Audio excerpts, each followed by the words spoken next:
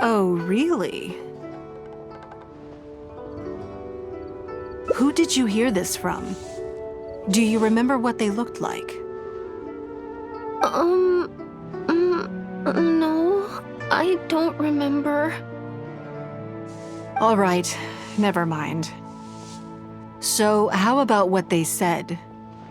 Do you remember their exact words? I don't remember that either. Sorry. Are you okay? You're usually the one that talks the most. What's gotten into you today? It's okay. Don't be upset. Actually, I brought you a little something to cheer you up. How about that, hmm? It's my comb. You remembered. Of course I did. If I make you a promise, I will always keep it. Thank you, Auntie Ningguang. Thank you so much. It was just a small favor, really. Nothing to get overexcited about. But they said you'd be too busy to remember about a boring old comb. They? Uh-oh. It's all right. Don't worry. There just seems to be some kind of misunderstanding here. Why don't you take this opportunity to clear it up? Don't you think that'd be best?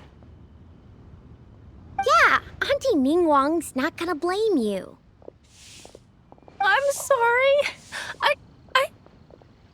I told you a lie. That thing about the luminescent spines wasn't something I heard. Two people came and told me to say it to you. I told them I didn't want to lie to Auntie Ningguang, but, they told me you'd forgotten all about the comb, and I didn't know how to argue with them. Then they bought me a new comb, and I'm sorry, I'll give them the comb back right away. No comb is better than the one you helped get fixed for me. I know how much it means to you. It was a gift from your mom before she left Liyue Harbor, wasn't it? Yeah, it was. I'll be extra careful with it from now on. When Mom gets back, she'll be so sad if she finds out I broke it. I must say, this is most intriguing. How about this? You tell me where those two people are, and I'll take the comb back to them for you. Sound good? Okay. They're over at the docks. They said I should go and meet them when I finished the mission. All right then. Don't worry, it'll all be fine. I'll be right back. Are you gonna go punish the bad guys? Now, this is a grown-up situation, okay? It's not fun and games anymore. And don't try and follow me. I'm just going to have a polite discussion with those two grown-ups about what they're allowed to do and what they're not allowed to do.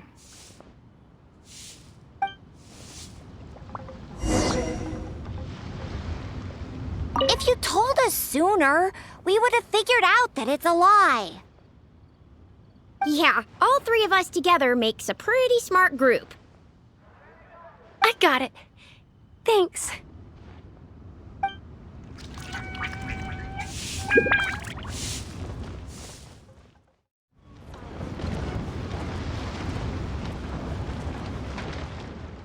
Don't you think that kid's gonna fluff her lines?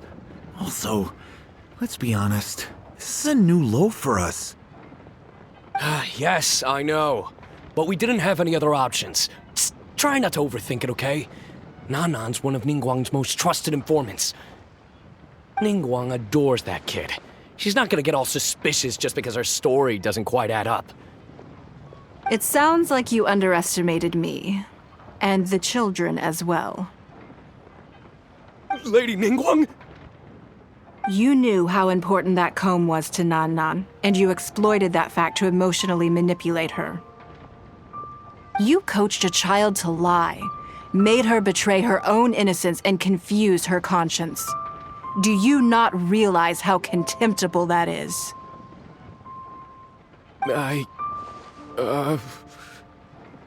Sorry, Lady Ningguang. We never should have crossed you like this. That's not the point. Business is business. And at some point, we're all trying to get the better of one another. So if all you've done is fool me by feeding me false information, I'd make a loss, and that would be the end of it. But you cannot put Mora above all else.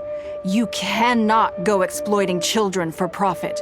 Do you have any idea just how much damage that will cause?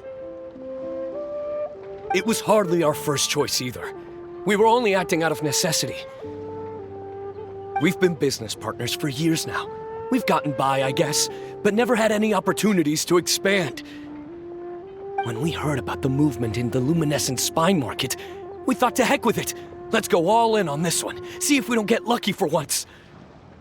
So we stocked up a huge stash of luminescent spines and watched as the price went up and up. We thought this was gonna be it. We were gonna make our fortune. But we waited and waited, and this mystery merchant from Fontaine never came. More and more people started to suspect it was all a huge scam. Suddenly, everyone with luminescent spines was running for the exit, selling as fast as they could, but we had so much inventory that no one was willing to buy it. Oh yeah! As soon as Lady Ningguang makes a move, everyone follows her lead, and the price takes a steep hike. If we don't sell the goods, we're both bankrupt. We're in debt up to our eyeballs. We just didn't have any other choices. To be brutally honest, we took out a loan and made a speculative investment is not a sob story. But not everyone has the capability to make rational decisions. Greed, a lust for wealth, and impatience can all cloud your judgment. Do you now realize how dire the consequences of wild speculation can be? 100%. We've both barely slept in days. We begged people to take our stock off our hands. They laughed at us, called us idiots, thought it was all hilarious. We messed up, completely and catastrophically messed up. The savings we worked so hard our whole lives to build up, decimated just like that. All we want now is a chance to start over. Well, I can take your luminescent spines off your hands, but we will need a detailed contract. The portion of what I pay that exceeds the average price of luminescent spines in the past, you will have to pay back to me by some means in our future business dealings. Huh? But that means our profit is zero. Then you're free to find another willing buyer. But if you're seriously still insisting on turning a profit under these circumstances, I'm afraid you're beyond redemption. Lady Ningguang is right. Let's swap the goods for cash and use it to pay off our debts and be done with it. This is a lifeline and we should be grateful for it. Forget about making money. Yes, you're right. I have no particular need for luminescent spines, but I'm quite sure I can uncover a market for it with a little research. Okay, so, shall we get this deal done now, or? No need to hurry. Our deal is hardly the urgent matter here. Atoning for your transgressions is the main order of business. You took advantage of a child, and you are coming with me to make a full and unreserved apology. This is an opportunity for you to show remorse. Oh, okay. Come on, let's go back and see the children.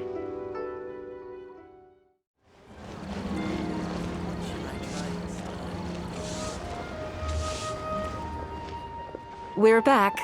Everything's all sorted. Huh? Oh, it's those two. I'm sorry, Nan. I was lying to you when I told you that Lady Ningguang wouldn't fix your comb. I was completely in the wrong, and I promise I'll never do anything like this again. Can you find it in your heart to forgive me? What do you think, Auntie Ningguang? I think it should be your choice, and yours alone. Well... Since it's all sorted out now and nothing super bad happened, I guess it's okay. But we can't just let them off. We gotta show them you don't mess with us. That's true. I'd certainly hate to see anyone else try to con you. I've made up my mind. I want them to come play with us. What? Yeah! Now we have someone to play hide and seek with. Great idea. Let's go play hide and seek at the North Wharf. Wait a second. Nope. No waiting. Come on! So full of energy. Yes, of course. I wouldn't feel comfortable leaving them alone with those two buffoons.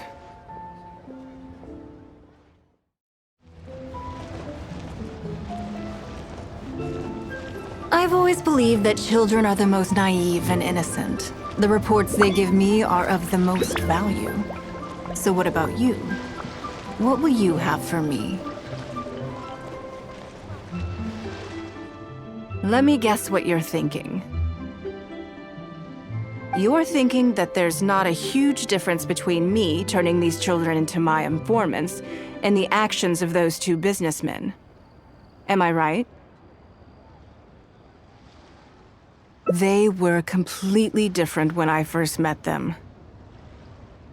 They'd run away as soon as they saw me, or they'd be shaking with nerves and unable to speak.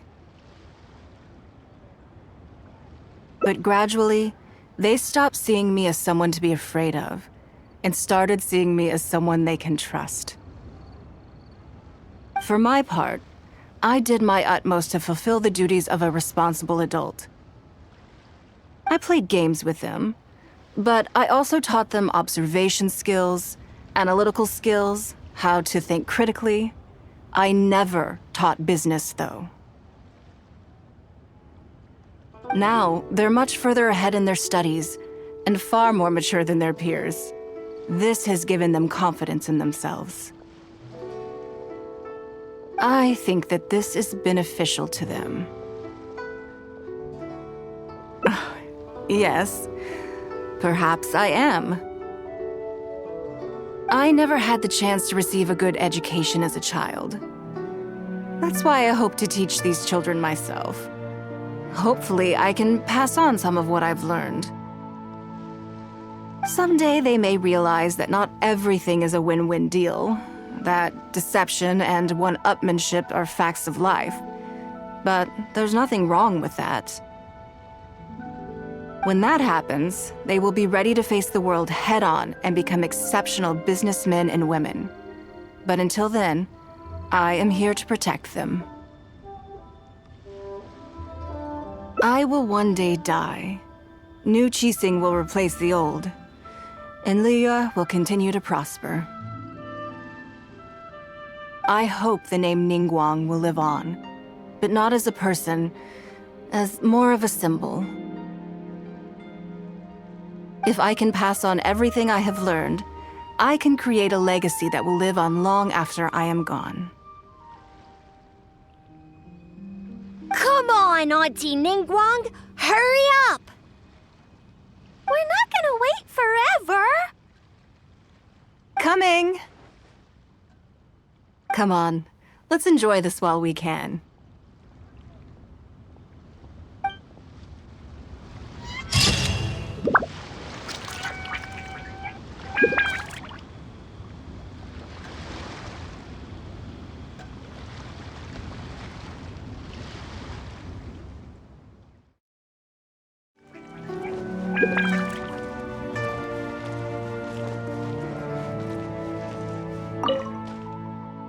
Lady Ningguang, what brings you here? I couldn't help but feel a little concerned, so I just came to see how everything is going. We're about ready, and people are starting to arrive. I think we should be able to start on time. Very good. I think I'll host the auction myself. Huh? You want to do it yourself? Yes, just in case anything untoward happens. I can take care of it myself. Then we'll leave the auction itself to you. But we'll be sure to lend our full support behind the scenes. Have you attended an auction before?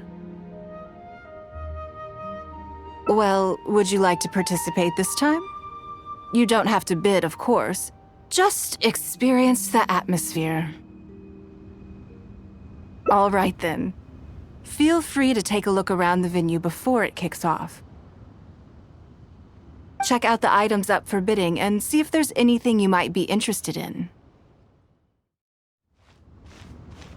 While we're waiting for the auction to begin, feel free to check out the lots or just stretch your legs. Maybe you'll find something that catches your eye.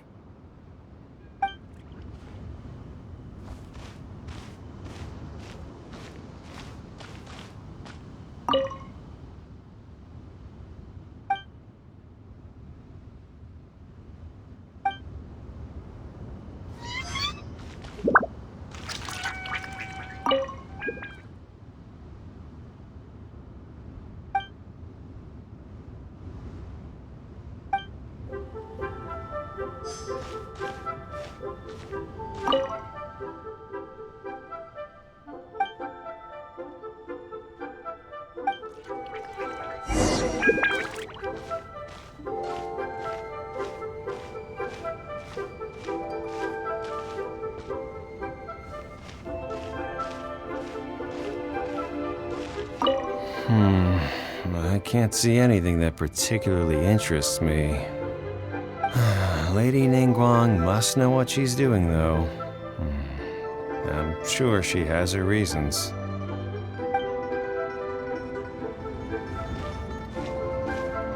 Did you bring plenty of Mora with you? Let's put it this way. Anything you can snag in one of Lady Ningguang's auctions is practically Mora in the bank. The more you take home, the bigger your fortune.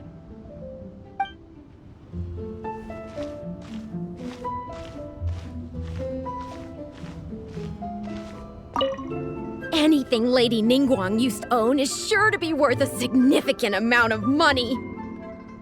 So even if the price is a little inflated, it should still be fine.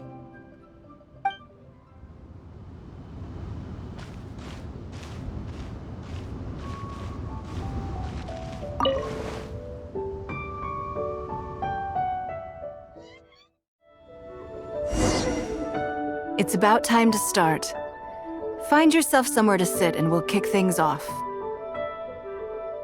Yes? What is it? That's for you to make a considered judgment on. It's precisely what makes auctions so interesting, don't you think? Until the bids exceed the value of the item you're after, you can keep raising the price. If the bids go beyond what you can accept, then you let someone else take it. Perhaps this does not result in what you might call a fair price, but what it does do is identify the person who values the item the most.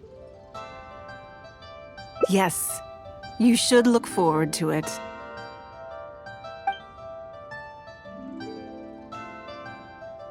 The first lot is a teacup from my personal collection.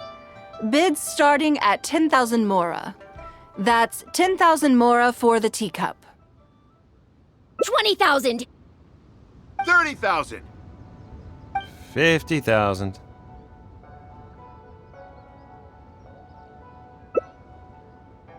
80,000! 80,000 over here! I'll raise that to 100,000! 120. All right, 150,000.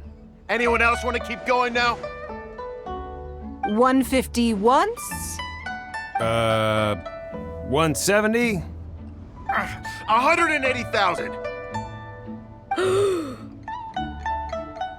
Mm-mm.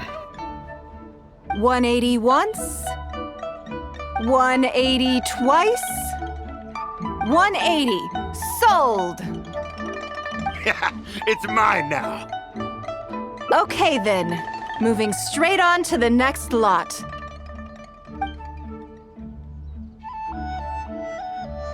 You seem to be getting quite into it.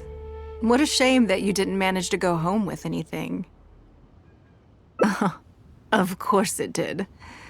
That's because I didn't come here to sell my things. I'm sure you must find it quite odd that all these everyday items could fetch such a huge price at auction.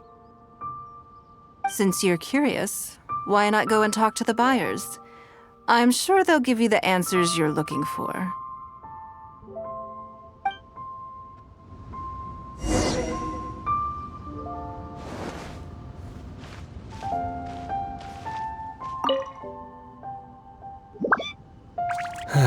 Today wasn't my day.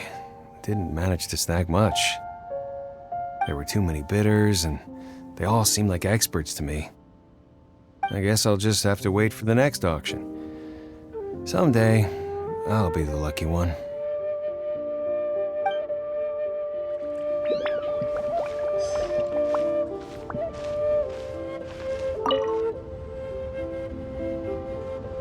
Huh? You want to know why I paid so much?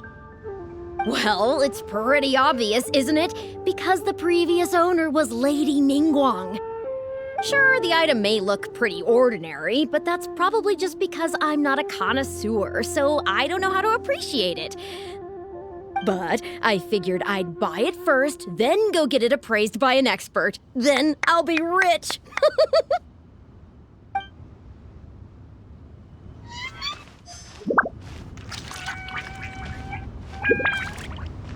Go ahead and talk to the buyers. They'll give you the answers you're looking for. I'm sure you will figure out the truth.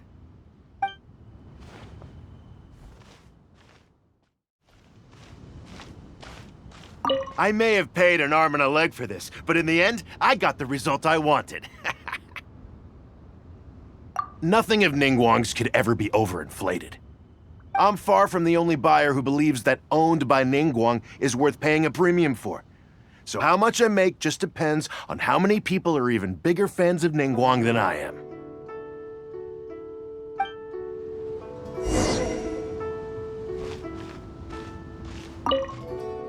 Well, did you find the answer yet? That's certainly part of it, but every bidder will have noticed that none of these items have a particularly high going rate on the market in and of themselves. Despite this, they were all willing to pay very dearly for them. I wonder, is faith in me really the only factor in their appraisal of the item's value? You'll see shortly. The one who spent the most money will surely be the quickest to realize. If all I wanted to do was make some quick mora by exploiting their blind faith in me, I have a million more effective ways of achieving that than hosting an auction. Every participant in this auction was handpicked by me, based on certain intelligence.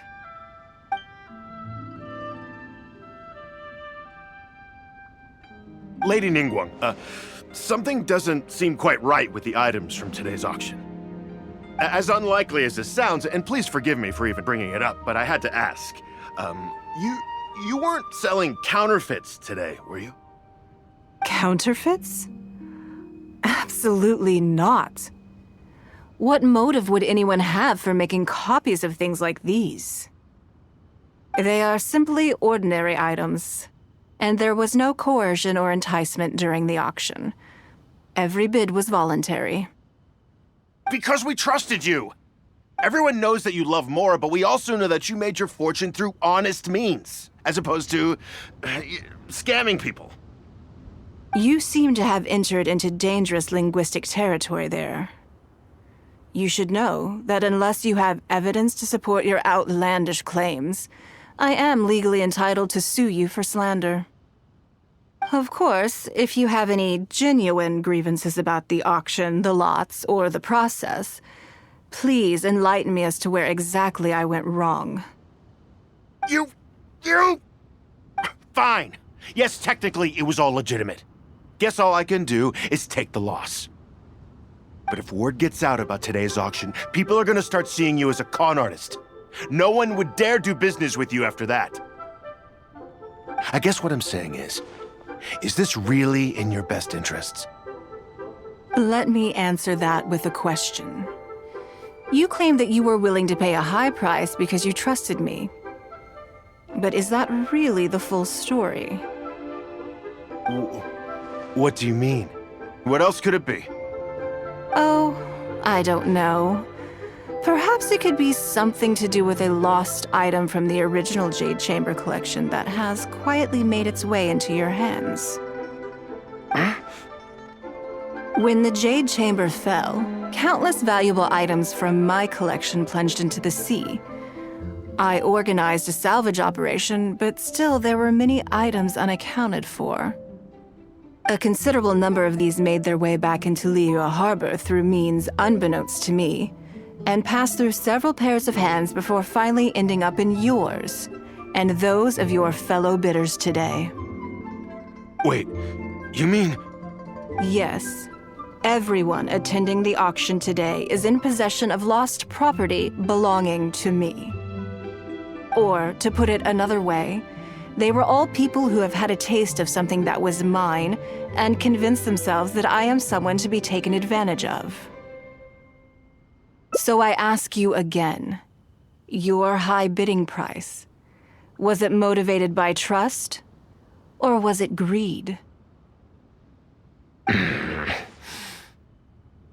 sole reason I held this auction is to reclaim my treasured possessions. If you are willing to return what is mine, I will refund all the money you spent in the auction today. All right, fine. I guess I'll return it. You drive a hard bargain, like everyone says.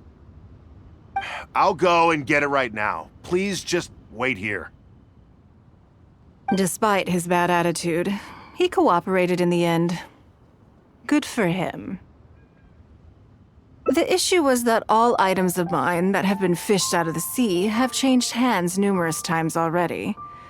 Determining who has legal ownership would be an extremely long-winded process, with each item being assessed on a case-by-case basis.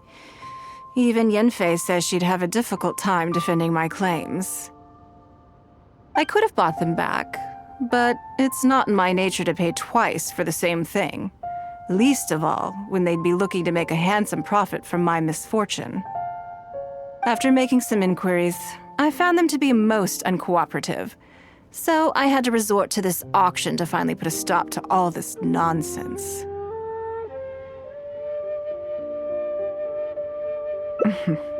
I just wanted my things back.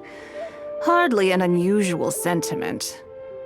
At most, a little childish, perhaps. Which is another reason why I didn't tell anybody about my plan. What do you think it was about the Jade Chamber that defeated Osile? Well, I think it was a combination of the weight and the energy it contains. Its great weight meant that it hit Osile with incredible force, while the energy within triggered that spectacular explosion. Every piece of the Jade Chamber, from the stone walls and wooden beams down to the smallest ornament, contributed to its total weight. But in the end, they became objects of merchants' greed. It's hard not to get a little irked thinking about it. Thank you for understanding. Now I've got one of my items back.